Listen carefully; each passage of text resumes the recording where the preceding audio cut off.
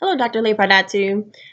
It's Yuri, and I'm excited to discuss with you some of the sociological theories, terms, and concepts that I learned in this class and many of my other sociology courses in relation to the film The Corporation that we watched in class. Um, I want to start off by introducing the sociological theory structural functionalism. So Durkheim looks at society as basically a living organism, one that function as a whole through its the makeup of its individual parts that work together in a way that's generally beneficial to society as a whole. Um, what Durkheim um, what he calls this kind of cooperation between the different parts is organic solidarity. When you look at it in an industrialized society, because how he describes it is as individuals and as small groups, we are no longer we no longer have the means to be self-sustainable, and instead we specialize in different areas of life in order to help one another exist through our dependence on one another. We're able to exist as a society, and this he believes creates a collective conscious, uh, uh, the integration of people. And I would argue, though, that in reference to corporations, the corporation or a corporation acts more as a dysfunction than a function to society. And just as it sounds, a dysfunction is something that instead of benefiting society as a whole, it actually causes more harm. And it's something that ultimately needs to be removed for the welfare of society. Moving on to symbolic interactionism. This is another major sociological theory. However, this one usually, in general, looks at social interactions on a micro level, while I would argue that the corporation definitely takes a more macro level perspective. However, there's one part in the film that talks about how corporations use advertisement to get people to buy their products, and I think this is a great example of how symbolic interactionism works, especially in reference to the Looking Glass Self.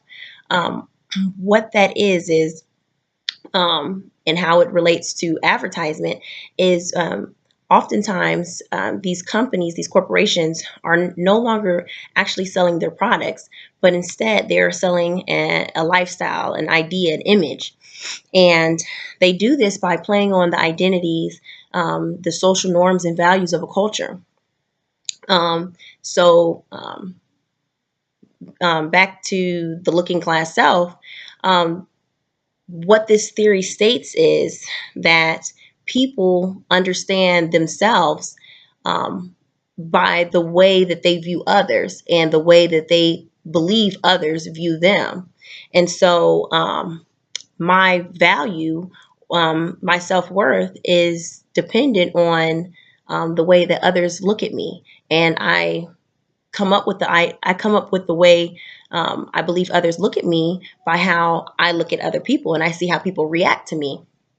Um, so I would argue though that the sociological theory that has the most in common with the film The Corporation is conflict theory. This is my favorite sociological theory. This is the way I generally see the social world. Mostly because I feel like it's the social theory that has the potential to put people in the mindset that can create change for the better.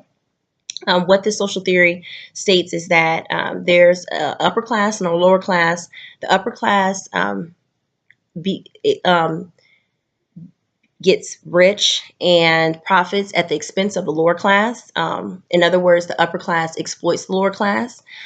This theory has a lot in common with world systems theory, which is basically the same exact theory, but on a grander scale. So, just as we see this within a society, the upper class exploiting the lower class, um, richer nations, first world nations, um, are known to exploit um, third world nations. And historically, and even now, through neocolonialism, they've been known to um, get rich at the expense of these third world nations, where, just as the corporation showed, uh, corporations are able to go to these third world countries and have workers work for 3 cents an hour, making garments that are worth pennies, and then turning around and selling these same garments in first world nations for $100 a piece, $100 a piece, for example. So definitely, this is an example of exploitation, um, and the way that corporations have evolved and gotten to the point where they're so powerful is, when, just as the film taught us, the 14th Amendment. Or the corporations use the 14th Amendment to gain the rights of a person, something that was originally, of course, enacted to give rights to Black people in America, was abused by corporations, in order for them to be looked at as a person, or gain the rights of a person. And in doing so, they're perpetually seeking to externalize costs and maximize profit. This is their sole obligation. And so, in the externalization of their costs, they are ultimately hurting their workers, humans in general, animals, the biosphere. The film does a great job at showing us all the ways in which the corporations cause harm to these different aspects of our world, or these different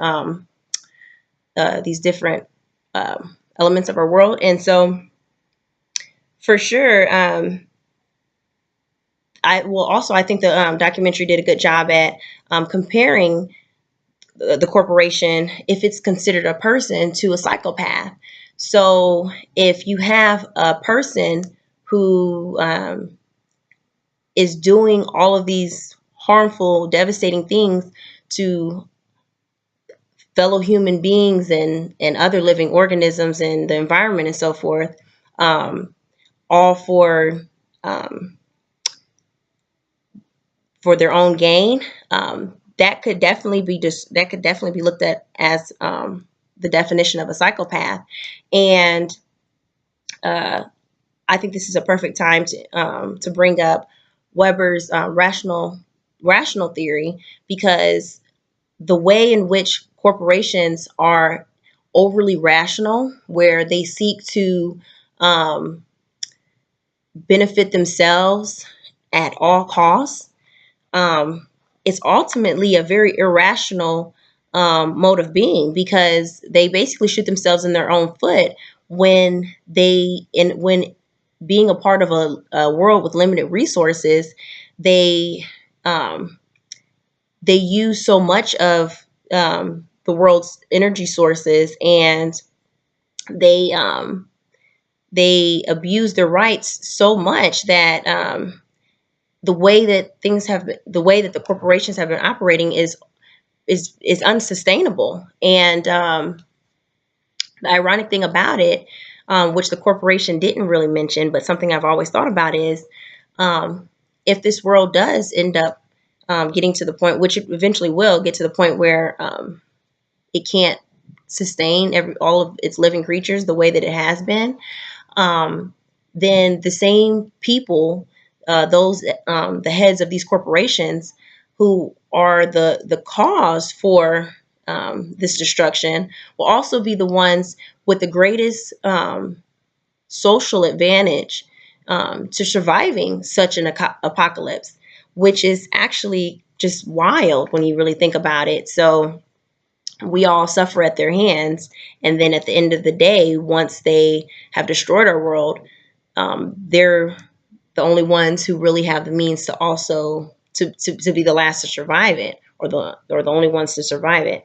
Um, it's a really sad state that we're in my opinion, because the way that social classes are, social mobility is a very difficult thing to obtain. So this small group of people who, I mean, when I say small group, this small percentage of people who hold the vast majority of the world's wealth, were born into that social class, and they will always probably be in that social class. And then we will always be a part of that lower, that greater social class, with less power and less ability to make the kind of changes that we need to make.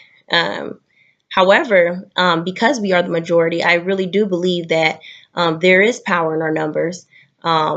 There's definitely power in the one thing that no one can take from us, which is our labor. And for sure, just like the documentary suggested, we need to start um, understanding our power and doing something, using our power to do something about all of the things that the corporation has done to our world um, at our expense. Well, thank you for watching this short monologue. I appreciate everything that you taught us in class, and I hope you have a great winter break.